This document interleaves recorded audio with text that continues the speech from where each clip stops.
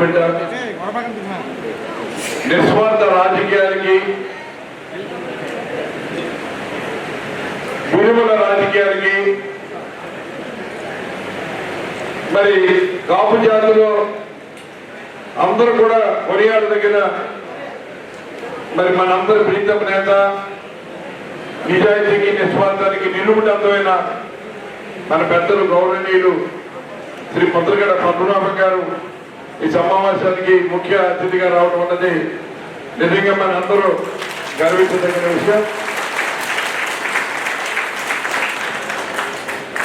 ఈ రోజున ఆయన కాపు జాతికి చేసిన సేవ, మన కాపు జాతి మరి సంఖ్యాపరంగా ఈ రాష్ట్రంలోనే అతిపెద్ద సామాజిక వర్గంగా ఉన్నప్పటికీ కూడా ఆర్థిక పరంగా మనం వెనుకబడి ఉన్నాం. మనలో ఉన్న మరి సామాన్య కుటుంబాలకు సంబంధించిన పిల్లలందరూ కూడా పైకి రావాలంటే, వాడికి అన్ని రకాలుగా కూడా సౌకర్యాలు కలగాలంటే, మన సామాజికంగా మన అందరితో సమానంగా మనం పైకి ఎదగాలంటే మరి మనకి కొన్ని పార్టీలు రిజర్వేషన్ కల్పి హామీలు ఇచ్చి దాన్ని ఎన్నికలు అయిపోయిన తర్వాత గాలికి వదిలేస్తే ప్రజలు ఎంతో సౌమ్యంగా ఆనాడు 2014లో ఇచ్చిన హామీని 2 సంవత్సరాలు చూసిన తర్వాత 2016లో మరి ఇచ్చిన హామీని నెరవేర్చమని శాంతియుతంగా మరి ఆయన ఒక లేఖల రూపంలో తెలియజేసి కాపులందరినీ కూడా సమైక్యపరిచి మరి ఆవేళ మరి ఏదైతే తొలి దగ్గర ఒక సమావేశాన్ని ఏర్పాటు చేస్తే స్వచ్ఛందంగా లక్షలాది మంది ఆవేళ మీటింగ్ లో పాల్గొంటే ముందు నుంచి కూడా కాపు జాతి అంటే మరి తీవ్రమైన వ్యతిరేక భావంతో ఉన్న నారా చంద్రబాబు నాయుడు ఆనాడు మరి నిరాహార దీక్ష చేస్తున్న మనందరూ ప్రీతమ నేత వంగవెండి మోహన్ రంగా గారిని మరి నిరాహార దీక్ష శిబిరంలోనే హత్య చేయించిన వ్యక్తి. మరి ఆనాటి అల్లర్లో కూడా మరి కొన్ని వేల మంది మీద కేసులు పెట్టించిన వ్యక్తి. ఏదైతే తుని సంఘటన తునిలో ఏర్పాటు చేసిన సమావేశానికి లక్షల సంఖ్యలో కాపు సోదరులందరూ చేరితే అది చూసి తట్టుకోలేక అక్కడ తునిలో ఉన్న రత్నాలు ఆగిన ట్రైన్ ని తగలబెట్టించి కుట్రపూర్తిగా ఆ కేసులన్నీ వేలాది మంది కాపు సోదరుల మీద పెట్టి, పెద్దలు ముద్రగడ పద్మనాభం గారి మీద కూడా కేసులు పెట్టి అనేక ఇబ్బందులు గురి చేసిన వ్యక్తి మరి నారా చంద్రబాబు నాయుడు. ఇవాళ ఎన్నికలు జరుగుతున్నాయి, ప్రజలకు అనేక హామీలు ఇచ్చి మోసం చేసిన వ్యక్తి మళ్ళీ మోసం చేయడానికి అనేక కుట్రలు పడుతూ ఉన్నాడు. ఇవాళ కాపు జాతి తను చేసిన మరి దుర్మార్గమైన చర్యలకి దూరం అయిపోయింది. ఏదో రకంగా మన ఎన్నికల్లో కాపులు మచ్చిక చేసుకోకపోతే మన ఎన్నికల్లో మనం ఏ రకంగా బయటపడ్డామని ఇవాళ మన సామాజిక వర్గానికి సంబంధించిన మరి సోదరుడు పవన్ కళ్యాణ్ ని మరి సినిమా ఫీల్డ్ ఉన్న ఆయన మీద ఉన్న గౌరవ గ్లామర్ కి పిల్లలందరూ కూడా ఆయన అభిమానిస్తారని కుట్రపూర్తిగా అతనితో బాబాయ్ గారి ఒప్పందం చేసుకుని ఇవాళ మరి కూటమి కింద మరి జనసేన కానీ టీడీపీ కానీ బీజేపీతో కూడా జతగట్టి కూటమి కింద ఏర్పడ్డారు.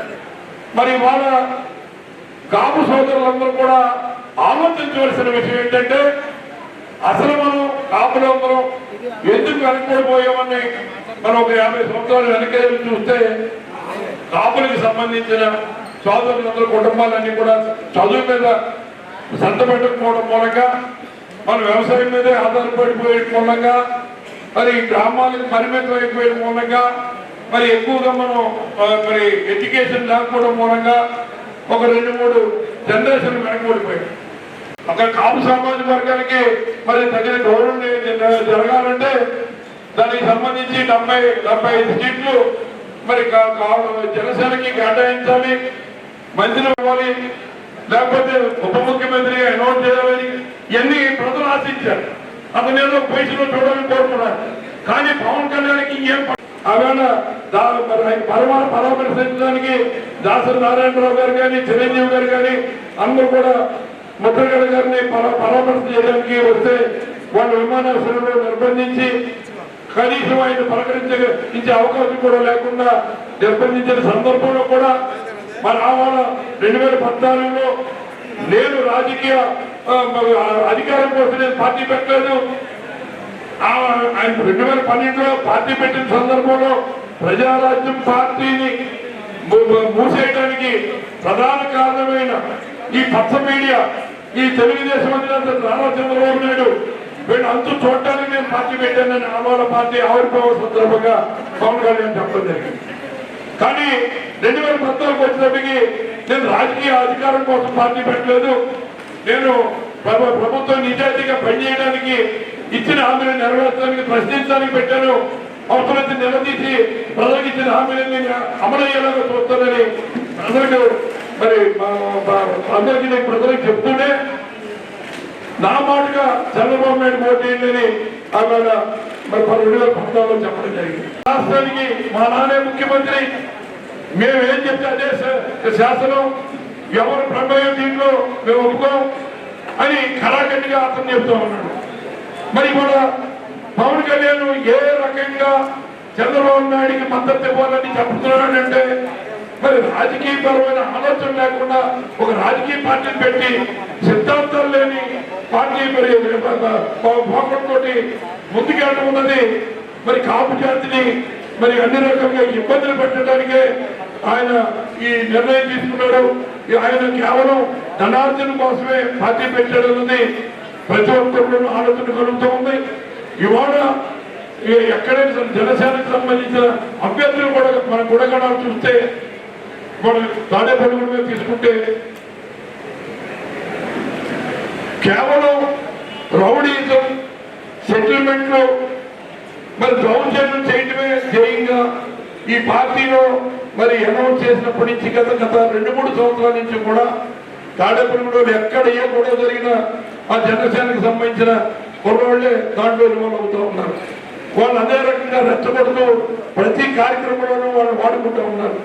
వాళ్ళకి ఏదో ప్రభావం పెట్టి రోజు ఏదో వాళ్ళకి కావాల్సిన మరి బిర్యానీలను ఇంకా రకరకాలుగా వాళ్ళందరికీ అలవాట్లు చేసి వాళ్ళందరినీ అన్ని రకాలుగా కూడా ఉపయోగించుకుంటూ ఉన్నారు.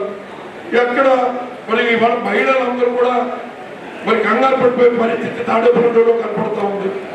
ఎందుకంటే సాయంత్రం 7-8 దాటిందంటే ఎక్కడ 4 రోడ్ల కూడల్లో వేలకు సంబంధించిన మోటార్ సైకిల్తో అక్కడ కూర్చోవడం, అన్ని రకాలుగా వాళ్ళని మరి ఇబ్బంది పెట్టే పరిస్థితి తీసుకురావడం, మహిళలందరూ కూడా కంప్లైంట్ చేయడం ఎక్కడికెక్కడ జరుగుతూ ఉంది.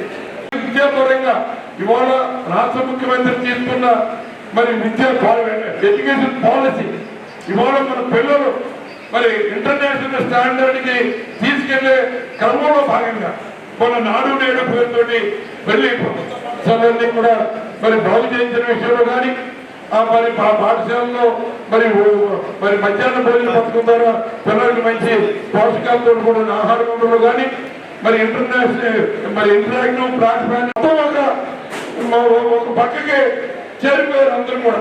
ఈ రౌడీజం మీద, గూండాయిజం మీద బ్లాక్ కార్డు క్లబ్బులు పెట్టి పెన్షన్ మీద డబ్బు సంపాదించడం, ఆస్తులు రాయి చేసుకోవడం. మరి ఇవాళ ఎంతమంది ఆస్తులు కొనగొట్టారో ఈ నిలబడిన అభ్యర్థి మన ఒక సోదరు వచ్చింది తడాల నుంచి. ఆవిడ ముందు నేను వీర మహిళ అండి, నేను జనసేనలో ప్రముఖంగా నేను క్రియాశీలకు పాత్ర వహించాను. నా దగ్గర 80 లక్షల రూపాయలు నా దగ్గర అప్పు కింద తీసుకుని నన్ను అన్ని రకాలుగా ఉపయోగించుకుని ఇవ్వడం, నా డబ్బులు ఎగ్గొట్టి నేను దిక్కున చెప్పుకోమని చెప్తున్నాడు అంటాడు. ఇంకో పక్కన మరి కోట్లాది రూపాయలు విలువైన స్థలాలు ఆక్రమించి వాటాలు వేసుకుని పనిచేసుకున్న సందర్భాలు ఉన్నాయి. ఇవాళ గత 5 సంవత్సరాలు ఇక్కడ ఈ వ్యక్తి తాడేపల్లిలో మున్సిపల్ చైర్మన్ గా ఉంది. మరి ఎన్ని దుర్మార్గాలు చేశాడో ప్రతి ఒక్కరికి తెలుసు. ఆనాడు మరి ఎమ్మెల్యేగా కలిసి మంత్రిగా కూడా అన్ని రకాలుగా కూడా మరి అధికారంలో ఉన్న వాళ్ళకి వాళ్ళ ప్రభుత్వంలో మరి భాగస్వామి పార్టీగా ఉన్న బీజేపీకి సంబంధించిన మరి మాణిక్యాలరావు గారిని, పెళ్లికొండ మాణిక్యాలరావు గారిని ఏ రకంగా ఆనాడు మొండపూడి బాబురాజు అన్న వ్యక్తిని నల్లజర్ల నుంచి వచ్చిన వ్యక్తికి మరి తెలుగుదేశంలో ఉన్న అతని మాట చలామణి అవుతుందని అతనితో కుట్రలు పన్ని ఏ రకంగా మంత్రిని మరి నిర్లక్ష్యం చేశారు, తాడూరులో అభివృద్ధిని మోకాలంటారు. మరి ఇక్కడ జరగవలసిన కార్యక్రమాలన్నింటికీ కూడా మరి వాళ్ళన్నీ మున్సిపాలిటీ పరంగా అడ్డం కొట్టి అనేక అడ్డంకులు సృష్టించి ఈ తాడేపల్లి అభివృద్ధిని ఏ రకంగా అడ్డుకున్నారో దయచేసి ఈ విషయాలన్నీ కూడా అందరికీ కూడా తెలిసిన విషయాలే.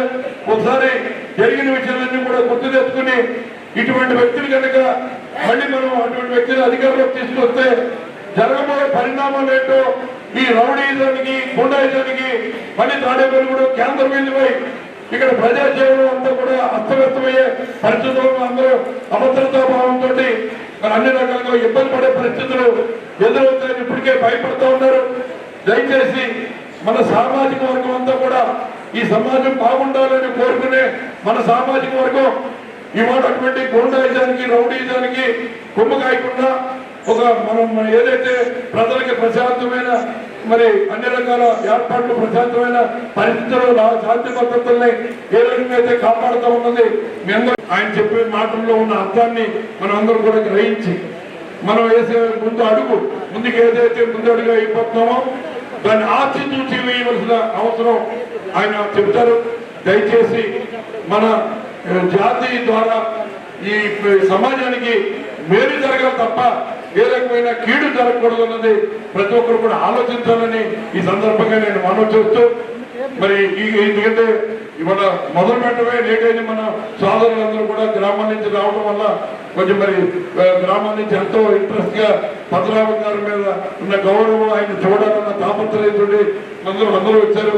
మరి అటువంటి పరిస్థితుల్లో కొద్దిగా ఆలస్యమైంది. మరి పెద్దలు మాత్రం సమయానికి వచ్చేసారు. అయినా కూడా ఆయన కొంచెం ఇబ్బంది కలిగిన అయినా మరి మీరందరూ మిమ్మల్ని చూసిన తర్వాత ఆయన చాలా సంతోషపడ్డారు. అందుకని తక్కువ లిమిటెడ్ గా మాట్లాడిస్తాను. ముందుగా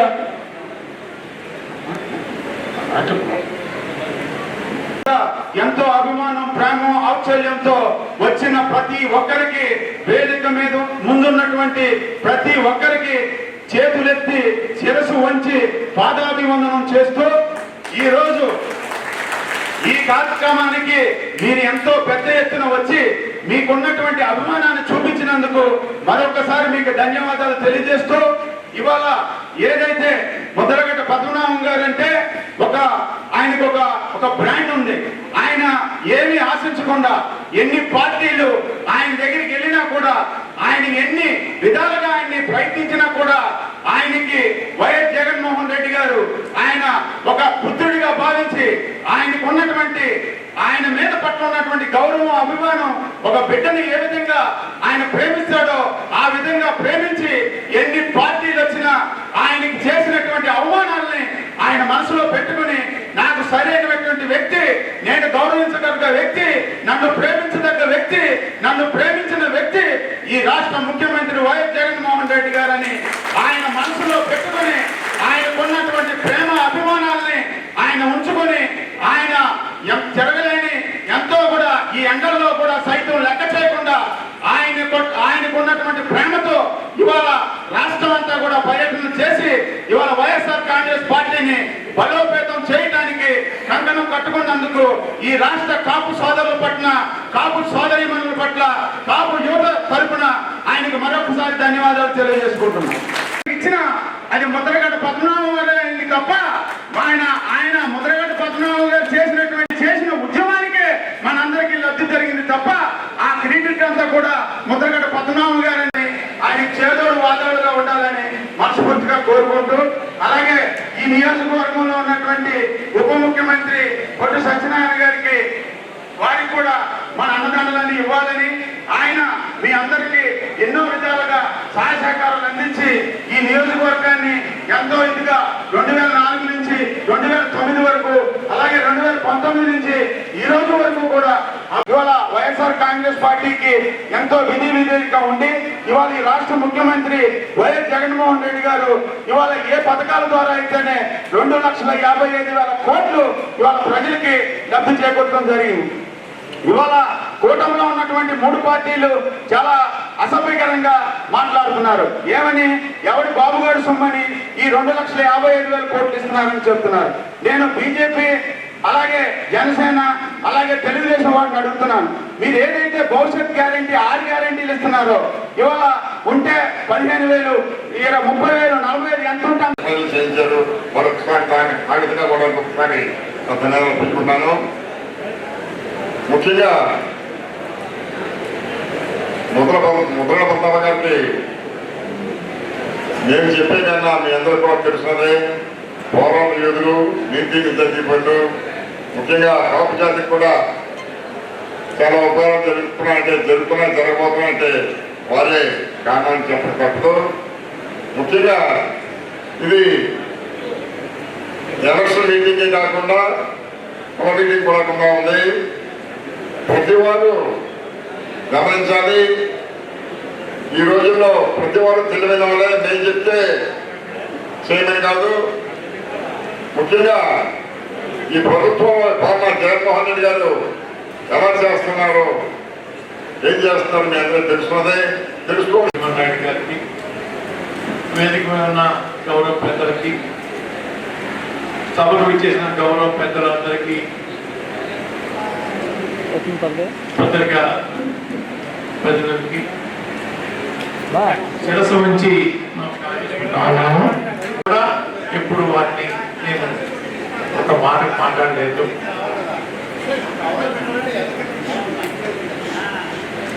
ఈ మధ్య చూపించానండి. ఏంటి మీకేం కావాలంటే నా కొడుకు కానీ, నాకు కానీ, ఎంపీ కానీ, ఎమ్మెల్యే కానీ సీట్లు వద్దనయ్యా. తమరు భగవంతు దయ వల్ల, ప్రజల దయ వల్ల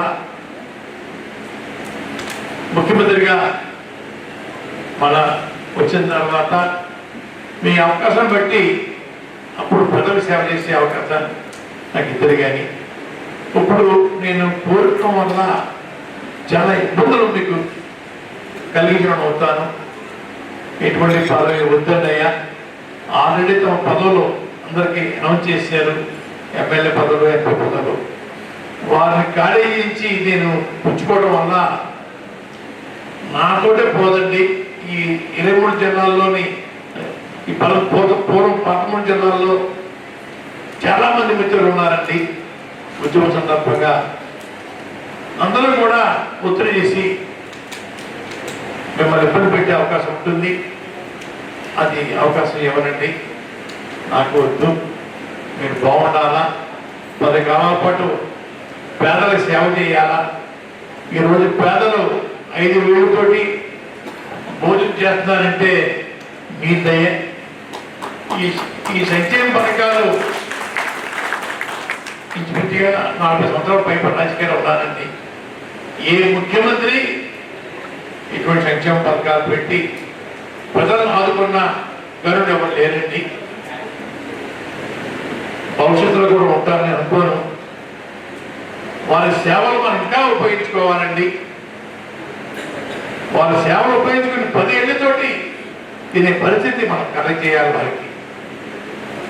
అయ్యా, రాష్ట్ర వ్యాప్తంగా మన ముఖ్యమంత్రి గారు నిలబెట్టిన గౌరవ శాసనసభ్యులు అభ్యర్థుల్ని, గౌరవ పార్లమెంట్ అభ్యర్థుల్ని గెలిపించడానికి మీరు మన బంధువులు ఎక్కడెక్కడ ఉన్నా అందరికీ తెలియపరిచి వారి విజయానికి సహకరించాలని, భవిష్యత్తులో ఈ ముఖ్యమంత్రి పీఠం కనుచూపులో ఎవరు కన్నెత్తి చూడకూడదు. చూడని విధంగా మనం వారు తయారు చేయాలండి. మనం కూడా తయారు సిద్ధంగా వారిని ఆ స్థానంలో కూర్చోబెట్టడం కోసం మనం పూర్తి సహాయకాలు ఇవ్వాలని నేను కోరుకుంటా ఉన్నాను. ఎన్నుకున్నది ఎవరంటే బీసీ వర్గాలు, దళిత వర్గాలు, గిరిజన వర్గాలు, పక్క కాపులండి. పెద్ద కాపులు కాదండి, పక్క కాపులు. మీరందరూ దయతోటి రూపాయి ఖర్చు లేకుండా 6 సార్లు మాకు ఓటేసి రాజకీయ పిచ్చి పెట్టారు దయ. ఎప్పుడు ఓటమి తిరిగి నేను నియోజకవర్గం నాకు అలాంటిది రావుపాలెంలో విజయభాస్కర్ రెడ్డి సభలో కాపులు కొడితే రండి మమ్మల్ని పరామర్శ చేయాలని చెప్పి పదే పదే కోనసీమ పెద్దలు వచ్చి అడగటం, అయ్యా మా మర్యాద పోయింది, మా పరువు పోయింది, ఎమ్మెల్యే పదవి రాజీనామా చేయబట్టే దానికి సుముఖం వ్యక్తం చేశాను. అయ్యా ప్రజలు ఏంటి మాకు సేవ చేయడానికి ఎమ్మెల్యేగా అనుకుంటే వారి కులానికి సమస్య వచ్చిందని కులం పుట్టారని చెప్పేసి రాజీనామా చేయటం మంచిగా లేదు. నన్ను అతను పాతాళానికి వారు నెట్టేయడం జరిగిందన్నయ్య. రాజకీయ సమాధి కట్టడం జరిగిందన్నయ్య. రాజీనామా చేసిన వలన ఒక్క కాపు శాసనసభ్యులు నాతో మాట్లాడడానికి భయపడ్డారన్నయ్య. నమ్మరు మీరు. కాపుల కోసం రాజీనామా చేస్తే ఒక కాపు ఎమ్మెల్యే రాజీనామా చేసిన అనంతరం నాతో మాట్లాడలేదండి అయ్యా. ఒక బీసీ వర్గాలకు చెందిన పార్లమెంట్ సభ్యుడు పిల్లి సుభోష్ గారు వచ్చి ఒక్కరే అండి అసెంబ్లీ నుంచి కారు వరకు నన్ను పంపడం జరిగిందండి అయ్యా. అయ్యా నాకు కూర్చోబెట్టింది ఈ వర్గాలు. నేను కులం కోసం రాజీనామా చేస్తే సమాధి అయిపోయింది. కానీ ఈరోజు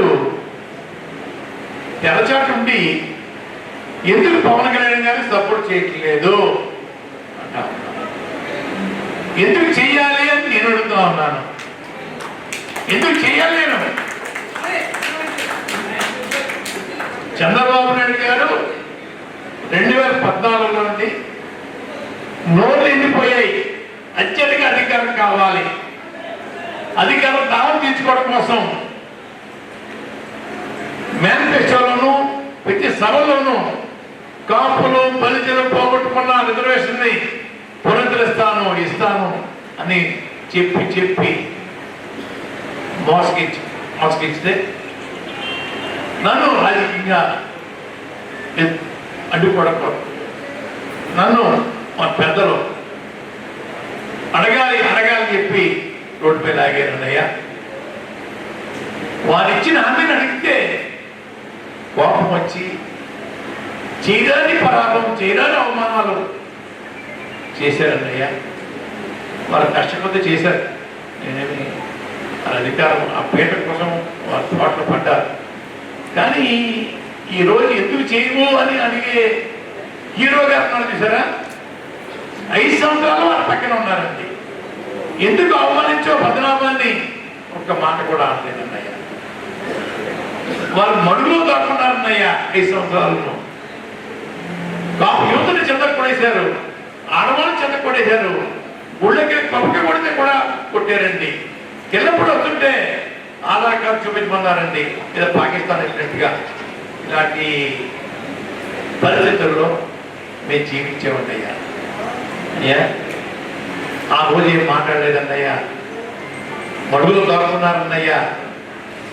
తర్వాత జగన్మోహన్ రెడ్డి వచ్చిన తర్వాత ఎందుకు అడగమని చెప్పేసి నన్ను ప్రశ్నిస్తూ ఉన్నాను. నాకు చేత కాదు, వయసు అయిపోయింది, అసమర్థుడిని అన్నప్పుడు మీరెందుకు చేయలేదు ఉద్యమం, మీరెందుకు కాపులకు వచ్చి రోడ్డు మీద రాలేదు అడిగితే సమాధానం లేదన్నయ్యా. నిత్యం నేనే చెయ్యాలా, మీరు చేయరా, సమాధానం లేదు. ఎప్పుడు ఎలా ఉన్నాం కానీ పోలీసు హెరాస్మెంట్ గురించి అడగడం కానీ చిన్న ఉత్తరం కానీ ఇక్కడ ప్రెస్ మీట్ పెట్టి వాదాచరం కానీ చేయని పెద్ద మనిషి అన్నయ్య. ఆ పెద్ద మనిషికి నేను సపోర్ట్ చేయాలన్న. ఎందుకు చేయాలి సార్? చేసి అడిగే అర్హత ఉందా? ఎందుకు తెరచాటు మాట్లాడిస్తారు? తెరచాటు వెనకాలంటే చీకట్లో ఉండి ఆ కరం ఏంటి? ఈ మధ్య ప్రెస్ మీట్ వచ్చి చెప్పాను, దమ్ము ధైర్యం మగోడైతే ప్రెస్ మీట్ పెట్టండి, దానిలాగా నన్ను తిట్టండి, అడగవలసిన ప్రశ్నలు అడగండి, అన్నింటికి సమాధానం చెప్తాను. నేను అడిగే ప్రశ్న కూడా సమాధానం చెప్పాలా? చిన్న చిన్న రోజుతోటి మెసేజ్ పెట్టించడం అది మొదగా భద్రామం కొడుకు చచ్చిపోయిందంట, శవాలు చూడడానికి వెళ్ళండి. మొదగా భద్రామం భార్య చచ్చిపోయిందంట, శవాలు చూడడానికి వెళ్ళండి. మొదగా భద్రామాన్ని చేపలొట్టేసి అమ్మవారు భరిస్తున్నాం రండి అని ఇటువంటి కౌరులు పెట్టించారు అయ్యా. అయినా కూడా నేను దిగమింపుకున్నానండి. మధ్యవర్తులు పంపించారు పెద్ద మనిషి, వస్తానికి వెళ్ళకూడదని చెప్పి జనవరి 2వ వారంలో కౌరు వచ్చిందండి అయ్యా. వచ్చే జనవరి 20 వస్తాను లేదా అయోధ్యలో వచ్చినా వస్తానని చెప్పేసి నాకు కౌరు పంపించారండి. వెల్కమ్ సార్, తీసుకురండి, ఆహ్వానిస్తాను. ఈ బాధలన్నీ నేను మర్చిపోదాం అనుకున్నాను అన్నయ్య. జస్ట్ తెలిసిన తర్వాత ఒకసారి ఎప్పుడోకప్పుడు చెవులో పడేద్దాం. రాజకీయాల్లో తప్పు సుమ, రాజకీయాల్లో శాశ్వత మిత్రులు ఉండు, శాశ్వత శత్రువులు ఉండు. మీరు వాడే భాష మొత్తం బాగాలేదండి చెప్తా ఉన్నానండి. ఒక మామూలు టార్చర్ కాదండి. రోజు 50-60 ఫోన్లు తెల్లారి 4 గంటలకి రాత్రి 1 గంట దాకా విజయనగరం జిల్లా నుంచి రాయలసీమ వరకు రండి. ఎప్పుడు వస్తున్నారు ఈ సమానం చెప్పడం తెచ్చేయండి. ఒక 10-15 రోజులు పోయిన తర్వాత ఎందుకు రావట్లేదు దానికి దీనికి నేను సమాధానం చెప్పాలి. ఎందుకు రావట్లేదు మీరు అనుకున్నాయంటే మా భూమనకు 2 ఉంటాయా ఇది చెప్పండి. దేనికోసం? ముఖ్యమంత్రి చేసుకోవడం కోసం. నాకు పవన్ కళ్యాణ్ గారు ముఖ్యమంత్రి చేయడం కోసం పాదయాత్ర చేయలేదన్నయ్యా. వారి కుమారు కోసం చేసుకున్నారు, వారి కోసం చేయించారు. కానీ పవన్ కళ్యాణ్ గారు ముఖ్యమంత్రి అవడం నాకు ఇష్టం లేదని చెప్పి ఏంటి అర్థం ఉందా మాట? 80 సీట్లు తీసుకోవాల్సిన వాడు 20 సీట్లు 22 సీట్లు అంటాడు. ఆ 20 కూడా త్యాగ చేస్తే కాపు యువత బాగుంటారని కూడా నేను నిర్వహిస్తాను. 20 సంవత్సరాల పిల్లలు నాశనైపోతున్నారు, పాడైపోతున్నారు. దయచేసి ఆలోచించండి, పార్టీని ప్యాక్ చేసుకోండి, మీ షూటింగ్ వెళ్ళిపోండి. మీ షూటింగ్ కోసం ఎమ్మెల్యే పదవి కావాలా అంటే ప్రజా సేవ చేయడం కోసం కాదండి, వారు షూటింగ్ చేయడం కోసం ఎమ్మెల్యే పదవి కావాలంట. ప్రజాసేవ అనే మాటే వారు ఒకటి రావట్లేదు. ఇప్పుడు కదా ఆలోచించండి, ఇంకా టైం ఉంది. అవి కూడా చదువుకోవడం త్యాగం చేసేసి పార్టీని ప్యాక్ చేసేసి మీ షూటింగ్కి వెళ్ళిపోతే బాగుంటుందని యువతకు పాడవకుండా ఉంటారు. యువత వల్ల తల్లిదండ్రులు బెంగెట్టుకుంటున్నారు. ఆ తిరుగుకి ఏంటి మా పరిస్థితి అని చెప్పేసి బెంగపడతా ఉన్నారు. రెండవదండి, నన్ను అవమానించిన చంద్రబాబు నాయుడు గారు తోటివారు స్నేహం చేయొచ్చండి. స్నేహం చేస్తే నేను కూడా వచ్చేయాలంట. అది ఎంతవరకు న్యాయం సార్? నాకు చంద్రబాబు సంబంధం ఏంటండి? మీరు 70, 80, 100 సీట్లు పోటీ చేస్తే వాటి కోసం నన్ను అడగాలి. నాకు బద్ధశత్రువైన చంద్రబాబు నాయుడు గారికి సేవ చేయడం కోసం నన్ను బూతులు తెచ్చిస్తా ఉన్నానంటే చెప్పాలి. అయ్యా ఆలోచించండి అయ్యా. ఈ మధ్య చంద్రబాబు నాయుడు గారు మాట్లాడుతుంటే ఆ రోజు నోరు నిండిపోయాను చూసారా, ఈ రోజు కూడా నోరు నిండిపోయి అర్జెంటుగా పదవిలో కూర్చోవాలి. పదవి ఆకలి అయ్యా. జగన్మోహన్ రెడ్డి గారు ప్రవేశపెట్టిన సంక్షేమ పథకాలు పకడ్బందీగా అమలు చేయడం కోసం నాకు అధికారం ఇవ్వండి, నన్ను ముఖ్యమంత్రి చేయమని అనుకుంటున్నాడు. వారు పెట్టిన పథకాలు ఈయన అమలు చేయడం ఏంటండి? ఏం పనేంటి? ఈ పనేంటయ్యా? నేను 10 పథకాలు పెట్టాను. జగన్మోహన్ రెడ్డి గారి పథకాలతో పాటు నా 10 పథకాలు ఉన్నాయి. చెప్పాలండి, సంతోషిద్దాం, హ్యాపీగా చేసుకుందాం.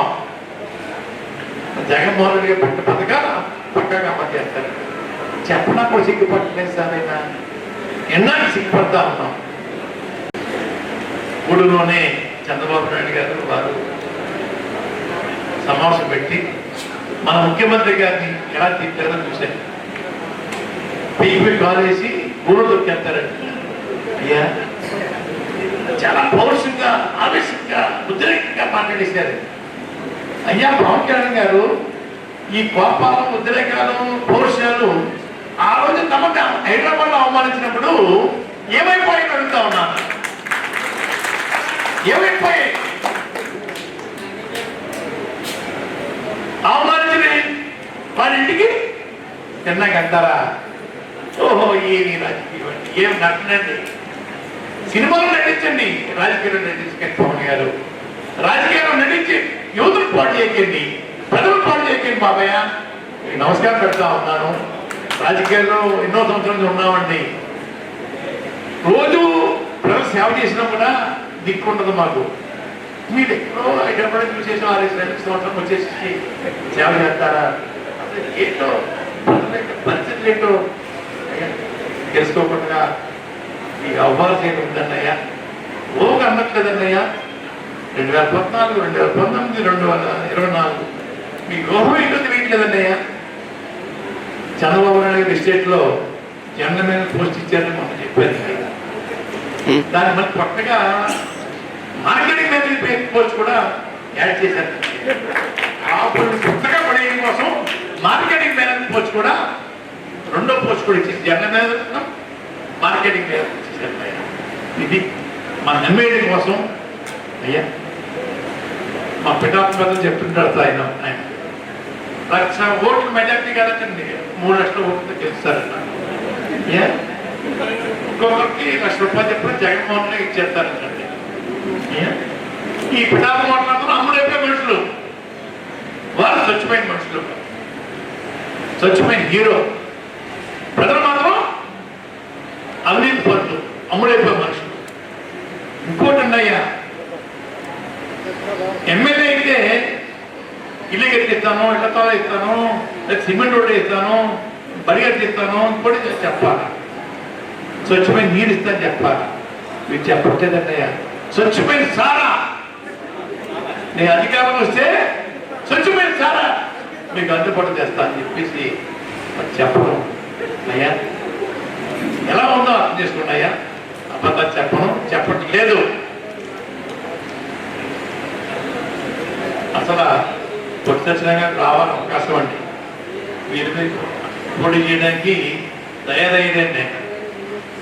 ఇప్పుడు నెంబర్ 1 సీట్ అని, పిఠాపురం 2వ సీట్ అని వారి ఆలోచన ఉందండి. ఇప్పుడు నిలబడ్డ వ్యక్తి త్యాగాలు చేయడం సిద్ధంగా లేవు. సుమా వచ్చే కారు చేసేస్తాను అని అనడం వల్ల అయ్యా అని మీ పార్లర్ చేరున్నాయా. లేకపోతే బాగానే వచ్చిన పోటీకి సత్యనారాయణ గారి పేరు రాష్ట్ర వ్యాప్తంగా ఇప్పటికే రాష్ట్ర వ్యాప్తంగా పేరు ఉందండి.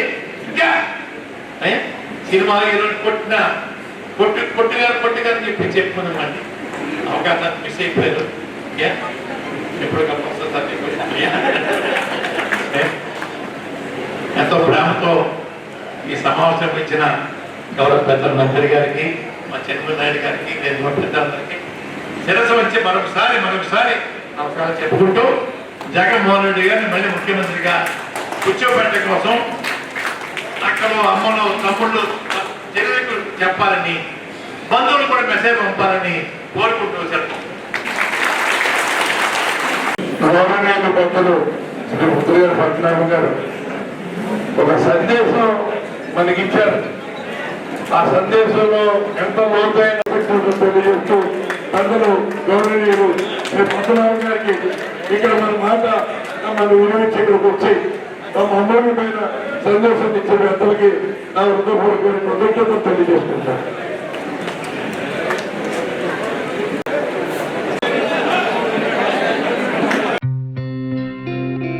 గత 20 సంవత్సరాలుగా దంత సమస్యలతో పాటు దవడ మరియు ముఖ సంబంధ సమస్యలకు చక్కని చికిత్సలు అందిస్తున్న శ్రీ రామకృష్ణ దంత వైద్యశాల, నరసింహారావుపేట, ఏలూరు. ఎమర్జెన్సీస్ లో వాడే ఆక్సిజన్ కాన్సంట్రేటర్లతో పాటు air purify, UV light steriliser, ULV fogger వంటి పరికరాల ద్వారా పరిశుభ్రమైన వాతావరణంలో చికిత్స అందించబడుచున్నది. ఆర్వీజీ ద్వారా అతి తక్కువ రేడియేషన్ ఉపయోగించి దంతవ్యాధి నిర్ధారణ మరియు రూట్ కెనాల్ వైద్యం చేయబడుచున్నది. డెంటల్ లేజర్ ద్వారా కుట్లు లేకుండా సర్జరీలు, ఇంప్లాంట్స్ కిట్స్ ద్వారా పళ్ళు లేని వారికి ఫిక్స్డ్ దంతాలు, రూట్ కెనాల్ చికిత్సలకు ఎండో మోటార్ వంటి ఆధునిక పరికరాలు కలిగిన నమ్మకమైన డెంటల్ క్లినిక్. అత్యంత ప్రామాణికమైన ఆటోక్లావింగ్ పద్ధతిలో శుభ్రపరిచిన ఇన్స్ట్రుమెంట్స్ వాడడం మా ప్రత్యేకత. దంత సమస్యలకు చికిత్సతో పాటు విరిగిన దవడ మరియు ముఖ ఎముకలకు చికిత్స, ఎత్తు మరియు వంకర దవడలకు కాస్మెటిక్ సర్జరీ, యాక్సిలోఫేషియల్ వంటి చికిత్సలకు చిరునామా శ్రీ రామకృష్ణ దంత వైద్యశాల, వేములపల్లి రెసిడెన్సీ అపార్ట్మెంట్,